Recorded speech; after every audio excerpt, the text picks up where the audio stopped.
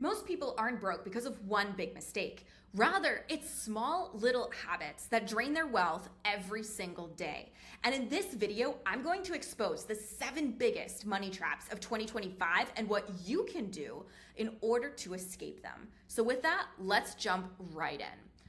So before we even do that, I would love it if you like and share and subscribe to my channel. I would really appreciate that.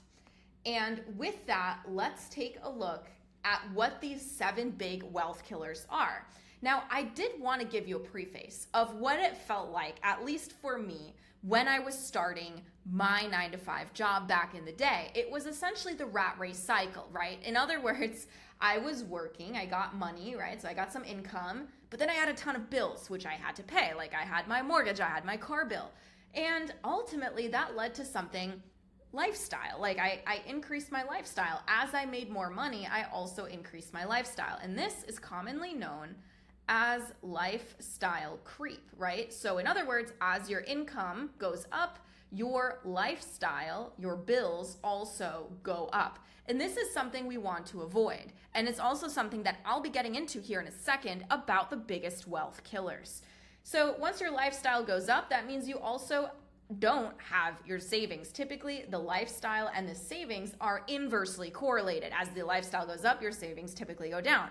Why? Because you need money in order to fund the lifestyle. Better vacations, nicer clothes, bigger house, more mortgage, higher maintenance costs, higher taxes, the list goes on.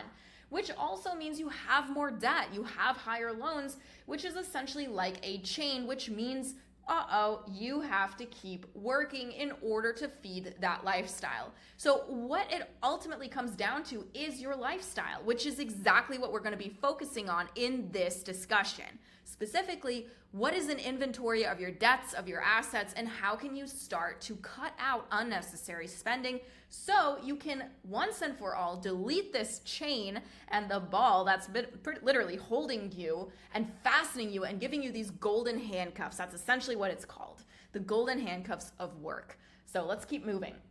Sometimes this is also called the treadmill or the rat race, right? So it's a treadmill made out of money, but you're not really going anywhere. You're not saving. You're not being able to retire off on this beautiful island or become a goose farmer, maybe. You know, some people told me that their idea of success is becoming a goose farmer in the middle of Colorado. Whatever your idea of success is, this lifestyle creep, right, this increase in lifestyle will prevent you from enjoying what your ultimate goal and definition of success actually is. So if you feel anything like that, and I also have a couple of additional pictures, then take a minute, because this video is for you, because it will help you understand what's causing you to be held down and how you can get out of this race. So for example, when I was sometimes at work, and I also felt a few other folks who told me they felt like this too, their business suit, for them it felt like a prison suit. So take a look here. Their business suit felt like a prison suit. So you can see the jail, right? You're in jail here, but in reality, you're in the business world. So if that feels like your current situation, or your business tie, so this is like a rope for prison, in case trigger alert, in case someone doesn't want to see this, I would suggest you skip over. It's nothing graphic, but you know, it's like your business tie essentially is like a rope or something that like holds you or restricts you in prison. That if that feels like your current situation, or if your office cubicle is like a prison cell, right? So if you are in an office, or this is like your office cubicle, I mean, basically it looks like it, but they're prison cells. If that feels at all like you, like your current situation, then make sure you pay attention to these 7 wealth killers that I'm going to be talking about in order to finally live the life that you want and that you deserve. So with that, let's jump into the very first wealth killer, which is overpaying on car insurance. Honestly, this is a big one. When I had my car, I mean, it also depends on the state that you live in. Depending on the state, so for example, in Miami and Florida, car insurance is very, very expensive. There's a lot of crashes, especially in the state of Florida. So car insurance is much more expensive than in other states like Massachusetts, for example. So it does depend on the state. It depends on your car, driving record, a lot of things. But in general, if we zoom into this graph here, In general, motor vehicle, in other words, car insurance, increased by about 20% over the last few years, especially after COVID. I know this isn't the most up to date. It's about 1.5 years old, this report, but still, it still shows what the current situation is, that car insurance has increased significantly compared to other things like energy, even like eggs, I mean, I know eggs increased quite a bit, especially in 22-23. We had 9% inflation, which is really high. But at the same time, motor vehicle insurance, I thought, was kind of like that silent category that kept inching up and kept inching up in terms of cost. And you can see here, car inflation soars to a 47-year high. I thought that was really high. And you can see here, 20.3% up. And that is, again, roughly December 2023. So I know it's about 1.5 years old, but still, the point roughly stands. And it's been very high since about the late 1970s, when it was about 30% high. So just something to think about. So overview, what does all of this mean? Car insurance costs increased by about 20%. We just saw that verified in this chart here. And again, that's a lot more than eggs and gasoline, etc. But most people don't shop around. And this, I think, is the fascinating piece. The reason why is because people are comfortable, right? So comfort, as I know a lot of folks say, is kind of like the worst drug out there, right? If you're comfortable in your situation and you want to advance, whether that's saving money by reducing your car insurance costs or doing something else like getting a better job, whatever, you can't be comfortable in your current situation. You gotta get up, you gotta do the uncomfortable stuff, because only then are you going to succeed, whatever success is for you, right? So you can't be comfortable. And that's why most people do not shop around. In fact, I even asked a few close family friends of mine, and I asked them, hey, how long have you been with your current car insurance plan? And they said, I think the answer was like 15 years or something. Yeah, it was 1.5 decades. That's a long time. And again, when I asked why, they haven't really thought of it. It was just easy. It was easy. And I really kind of clung on to this word, easy. When it's easy, even if it's more expensive, most people stick to that because they don't want to go the hard way. Okay, sure, maybe shopping new car insurance might take, I don't know, between 30 minutes to 60 minutes. Sure, there's a little bit of a hassle. But when you start calculating your savings, how much are you actually saving? Let's say it takes you about maybe 2 to 3 hours to actually process everything. You're on the phone, you're going through, you're changing your number, your license number, you're sending it over, you're canceling your old registration or at least your old insurance. That will take some time. But overall, how much are you going to save per year?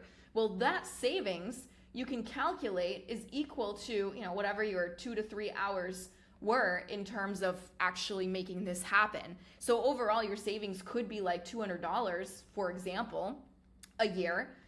But in reality, you only work 2 to 3 hours, so you're actually worth about $100 an hour. I would say that's pretty good, right? So that's how I would see it. I would look at it in an hourly basis, like how much am I actually worth when I'm saving money? And that's how I calculate this. Even though there is some upfront hassle, I think it's worth it, especially for you to save some money. And here's a question for everyone here who's watching this. When was the last time you actually shopped around? Maybe you did recently. Tell me about your experience. If you haven't, maybe it's time to start looking. So some comparison options, and by the way, these are not sponsored or endorsed content. I've used these myself. I've had friends use these. So again, not sponsored or endorsed. But some options that I've personally seen and work is one is Zebra. You can shop around car, and home.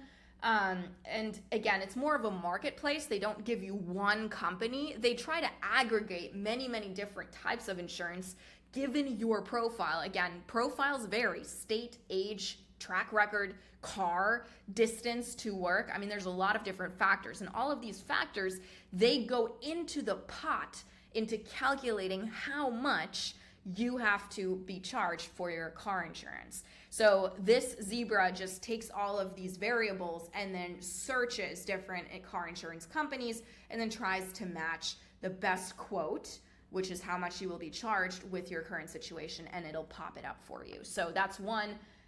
Here you can look at some of the different car insurance companies that it looks at. You type in your zip code and it'll go from there. It'll ask you a couple of questions as well.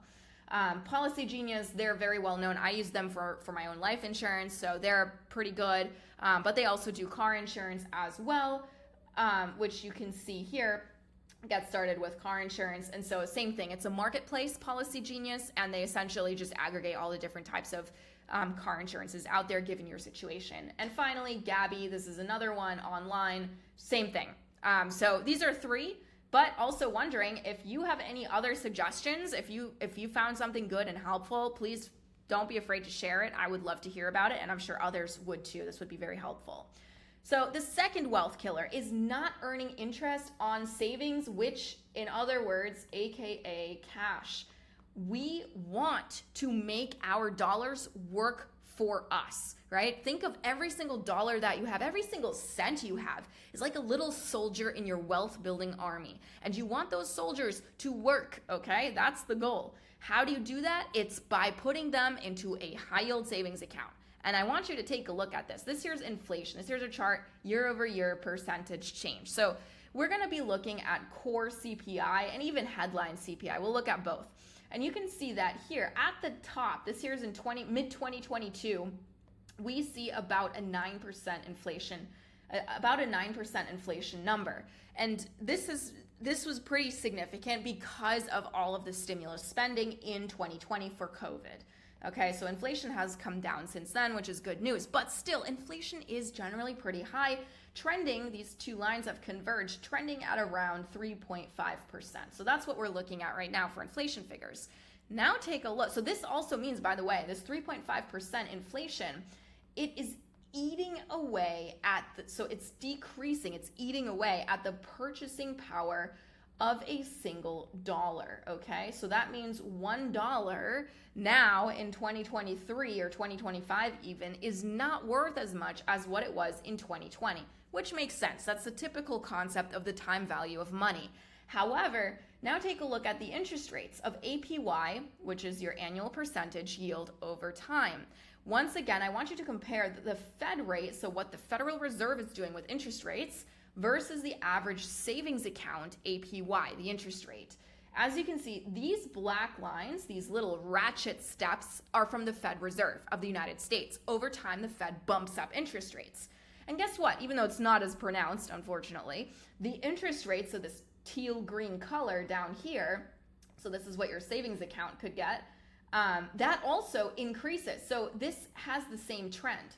When the Fed goes up, your savings account interest rate will also typically follow that same trend. Unfortunately, not in lockstep, so it won't be like for like, but it will increase very, very likely as the Fed increases rates. And vice versa, if the Fed decreases rates, your savings account will likely also decrease rates. That's why your savings account is a variable rate, and it's typically variable. It could be monthly, it could be quarterly. I would probably more err on the side of quarterly, but again, it depends on the bank also, and it depends on the current environment, like the economic environment. So that is something to think about. So where are savings account rates now? They are, I'm actually gonna scroll down a little bit more.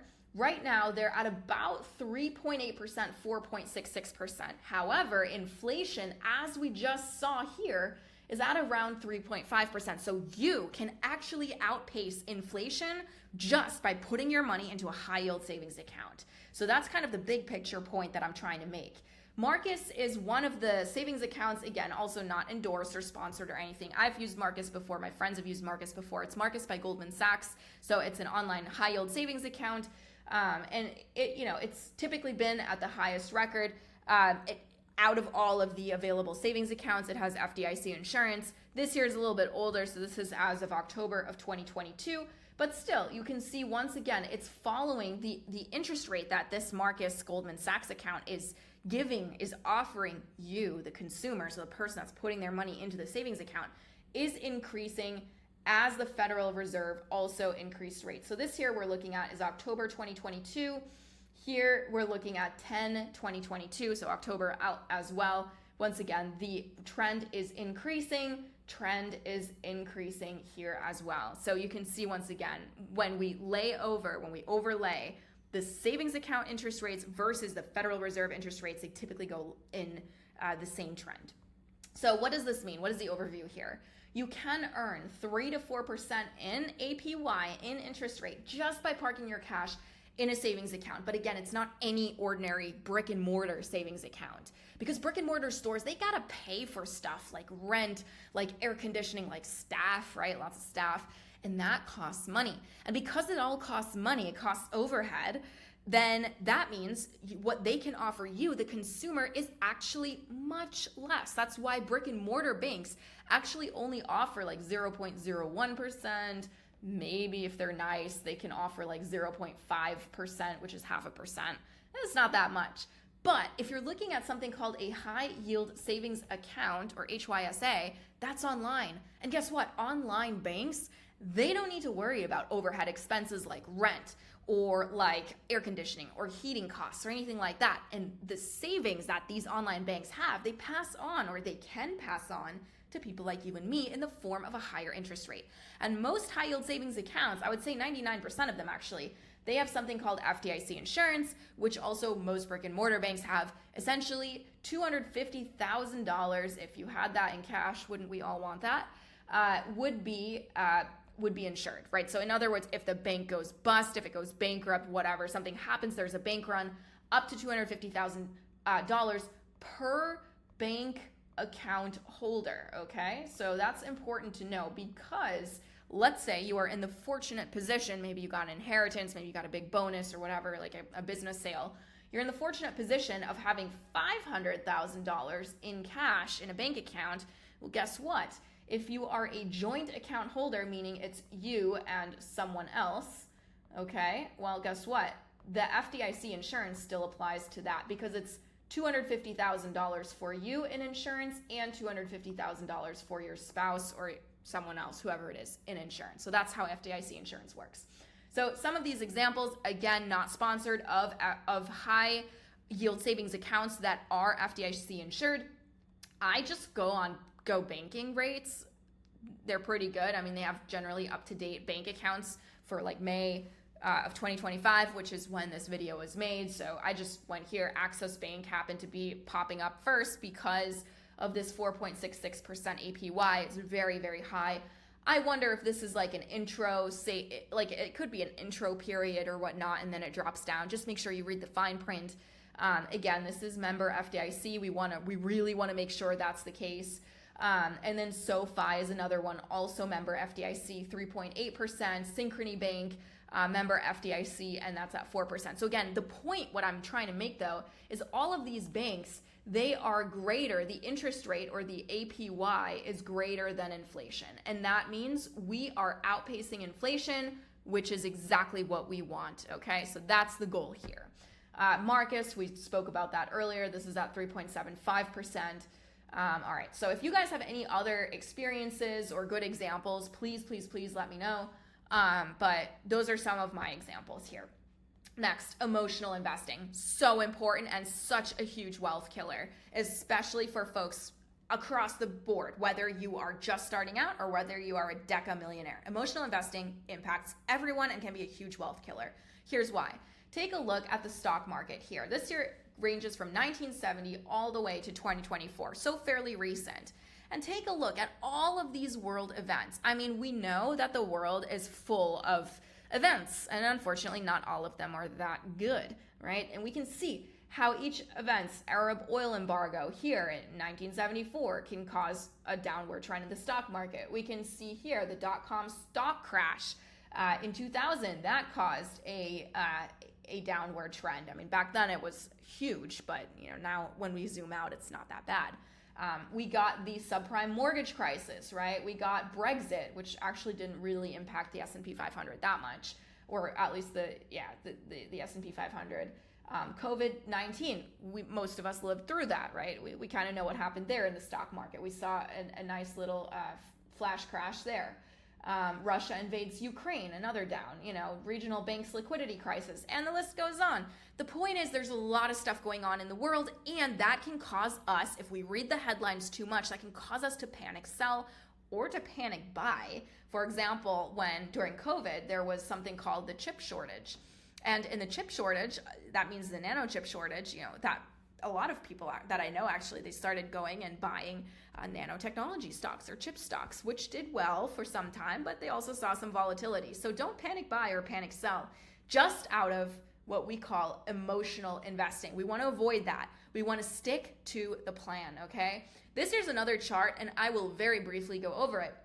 What it essentially shows is, again, the S&P 500, so the 500 biggest companies in the US, and these numbers here, I'm going to zoom in, these numbers here represent where at the end of the year the S&P 500 essentially returned, like what the return was for that year. And we can see for the most part, they're actually in the positive, right? So these numbers are positive, which means you actually made money. This red dot down here shows what the lowest low was for that year. And what do you see? Like most lows, the lowest low for most years was negative, right? At some point, the stock market actually had negative returns, which meant you lost money. But guess what? If you stuck it out for the entire year, chances are you ended up in positive territory. So even though in this year, this was 2024, I believe, the stock market returned 27%, its lowest low was negative 5%. And if you had sold because it was negative 5%, you would have lost out on a lot of upside. Same thing here this year, 16% was where it ended up, much higher than inflation, but its lowest low was negative 34%. Maybe this is 2020 actually. So what is this telling us? It's telling us that if you had sold at negative 34%, oh my goodness, you would have lost a lot of upside, like this 16%, and so on and so forth, right? There were only a few years where the stock market actually ended up negative, right? So just keep that in mind. I think this chart is very helpful. So again, the stock market goes down, it goes sideways, and it goes back up. And in history, and I hate saying always, I really don't like it, but in history, it has always gone back up after it's had a low. So just keep that in mind. When you zoom out, the stock market's always gone back up after a recession. And people who sell, especially when the stock market is going down, and especially when it's based on emotion, they miss the rebound, so they lose. But people who buy and hold on, they win. And that's what I want you to do as well, right? When things go bad, focus on your long-term plan, focus on your goals, and then reevaluate as necessary. So again, focus on the long term and focus on dollar cost averaging, which we'll get into a second. This I love. I show this a lot because, so first of all, it's from The Behavior Gap. It's a great book. And this is, I think, a fantastic napkin drawing that shows how you go broke, which fits perfectly into our theme. When the stock market goes up, people are greedy. They don't want to miss out. They have something called FOMO, which we might know as fear of missing out, right? They're afraid to miss out, so they got to buy more. And then all of a sudden, the stock market turns. For whatever reason, the economy, there's a bubble, whatever it is.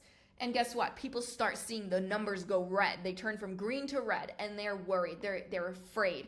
And they start selling. Oh my God. They start selling, but they're selling at the wrong time. They're selling here. They're selling at the low, which means they lock in the worst piece of it. They lock in their losses. Had they stuck the course, had they focused on the long term, and they stuck it up, they stuck in with the investment, they could have actually seen a rebound. Again, throughout history, the stock market has always rebounded. So they could have seen a rebound and then maybe sold somewhere here or here or here. You don't want to time it. You don't have to time it. You just got to know. You don't have to sell at the bottom. It will very likely rebound. So then this comes to our solution here, something called dollar cost averaging. There are many solutions. This is a solution that I personally like, DCA. It's very simple. It's out of sight, out of mind, and it's A for automatic. And I like that. Why? Because regardless if you're in a bear market, so the market isn't doing well, or you're in a bull market, which means it's doing very well, you're basically setting your investment and you're forgetting it. You're setting it for every, 1 week, every month, whatever it is, into a certain amount, into the S&P 500, into the Russell 3000, whatever your fund is that you want to invest it in. And that's it. And you don't have to worry about it. You don't have to look back. You just go for it. That is the DCA strategy, and it's wonderful. And it works really well to combat emotional investing. It does a really good job because it just sets the course and you don't have to think about it twice. It's automatic, out of sight, out of mind. So the next thing that I think is a very big wealth killer is living like it's still 2020 and 2021. So COVID times, right? Let me explain why I think this is a wealth killer. During stimulus spending, this is during 2020, I want you to take a look at the overall spending among stimulus payment recipients, which was a pretty large chunk of folks, right? So we have 2020. So I take a look at the orange line, which is 2020, and then take a look at the same period during the same or during different years, blue line being 2019.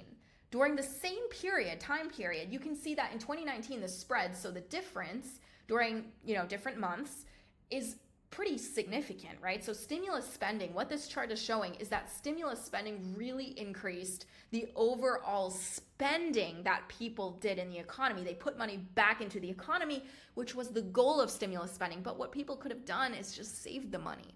And unfortunately, that seemed to become habit. So people who got stimulus money, instead of stopping spending when the stimulus money stopped, they still kept spending. And that's what caused people to get into quite a bit of debt. Same thing here, effects on fiscal policy on the level of GDP. So the counterfactual is essentially what would have happened if stimulus spending didn't happen, which is the blue line. So this is no stimulus spending, okay? But then the orange line is actual, like what actually happened with the stimulus spending. And once again, you can see the spread, the difference. This chart is just another way of showing this chart. Right? So once again, in 2020, a lot of people spent quite a bit of money, and part of that was due to the stimulus spending, which ultimately caused inflation as well. So overall, during the pandemic, people were lining up for Gucci, for other things. Like they didn't really spend their money on the best things. Some people did, of course, but other people who could have maybe saved, they went out and bought, some frivolous things like extra TVs or things like that, things that they didn't necessarily need. And now credit card debt is really at record highs. So here's a quick chart. The total American credit card debt is a little bit outdated as of 2023. But again, you can see this gigantic leap. And again, part of that was because of the stimulus spending. So you can see here another chart, again, hits a record high. This is a little bit more updated. This is just as we start in 2025. So this is the fourth quarter of 2024. Massive uptick, and it just kept rising during these stimulus spending time periods. So what can you do? Reassess your lifestyle. Really, really understand how much you're spending. Create a debt inventory. So understand what your debts are, what your interest rates are. And then for your budget, understand what your needs are. Like, what do you need to live? What are your wants? Like, what have you been spending, but it's not necessarily something you need to live? And then what have you been spending money on that's actually more of a wish, like going to the movie theater or buying new clothes every so often? Like, that's not necessarily something you need if you have enough clothes already, right? So needs really do supersede, they outweigh a dopamine hit, right? And dopamine hits typically come from short-term gratification, aka your wants and your wishes. So try to eliminate them as much as you can, so you really focus on your needs and you can pay off your debt. The next thing is gambling. I thought this was super interesting. So gambling is definitely a wealth killer. Take a look at the global gambling market in 2025. It has just gone up. The compound annual growth rate, also known as CAGR, is essentially over 5%, which is huge, right? It's really big. Compared to other companies, they have a CAGR of like 3% or so. So it's pretty big. Online gambling market has increased significantly too, especially online. So these here are projections for some part, right, past 2025. But take a look. I would say sports betting has really increased significantly too. So sports betting, I think, is a big issue here, especially when it comes to a wealth killer, to being a wealth killer. So more people are betting on games and like sports betting, but they're calling it entertainment, which doesn't really make sense to me. Like, you're betting your own money and you think it's entertainment because you're technically betting it on like sports or other things, but it can actually cost you a lot of money, right? And oftentimes the house typically wins, the house being the person or the entity that's administering the betting, right? That's the liaison. And some examples here of some betting platforms are DraftKings. I mean, look at their past and projected revenue, right? So these here are revenue numbers. The trend has been going upward, especially here in 2025. And then projected, it's flattening out. I don't know why it's projected to flatten out, but the point is, like, it's really gone up, especially since COVID. FanDuel is another one. The revenue has gone up really, really significantly since COVID. And then Predict It. I thought this was interesting for the 2024 presidential election. That was even created into a betting market. So it was commoditized. The presidential election was commoditized into a bet. So it's just interesting. So what is the solution here? Make sure you treat betting expenses and income just like entertainment and discretionary expenses. It's not another revenue stream. It's actually an expense. Don't treat this as a separate income stream. Make sure you cap yourself and then use the gambling blocker if you need it. You got to know when you got to stop.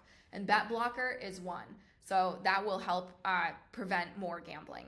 And then the next one, 6, convenience you can't afford.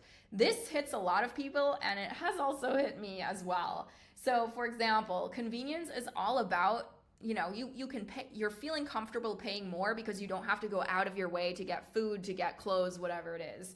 So here for food delivery apps, for example, if there is an ease of online ordering, then they are 55% more likely to buy. Okay, that's huge. Ability to place food order on a mobile device, 46% more likely to buy. So the point is, it's all about convenience, and convenience costs money. So here are some examples of what you're paying on fees for delivery apps. So for example, DoorDash, generally you're paying 20% in fees. That's a lot. Grubhub, 15 to 20%. Uber Eats, which I typically use, is 30 to 40%. So I'm more on the expensive side, which is not good. So I had to really trim my own expenses and do a debt and expense inventory. So these are some examples of what commissions are charged, what fees are charged, depending on the delivery app you have. So we are typically paying between 30% to 70% more on food to avoid walking, driving 3 blocks. And that adds up fast. Sure, there's the time, there's the convenience because you can be doing other things, but you got to ask yourself, like, is it really worth it? Or should I just pack my lunch? So as an example here, and this is making me hungry, if you're ordering something, like this actually costs $63, right? So this order costs $63, but we have delivery fees, service fees, estimated tax, Dasher tips. So this is DoorDash. This is just an example. And your total amount is actually, it's just under $100. So you're paying 46.7% more just to have it delivered. That's $29.50 in just fees. That's a lot of money. And you just got to think, like, is it worth it to you? Then fine.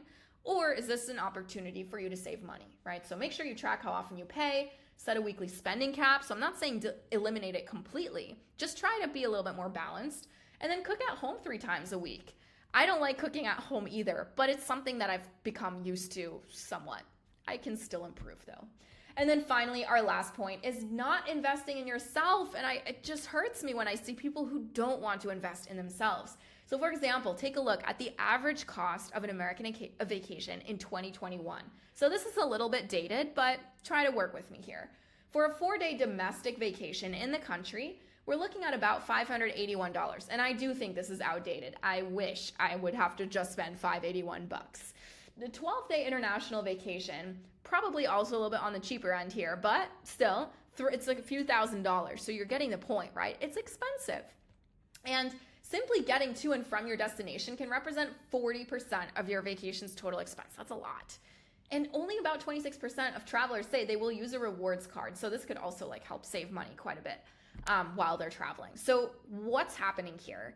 This picture shows that people are spending a lot of money on leisure time, which is of course deserved, but maybe we can trim it down. We can use things like rewards cards. We can maybe reduce the spending, So overview, we're willing to spend on average hundreds to thousands of dollars on vacation, but most of us, for some reason, balk. We stop at buying a $29 course that could change our lives, like how to invest, how to build passive income, how to pay off debt.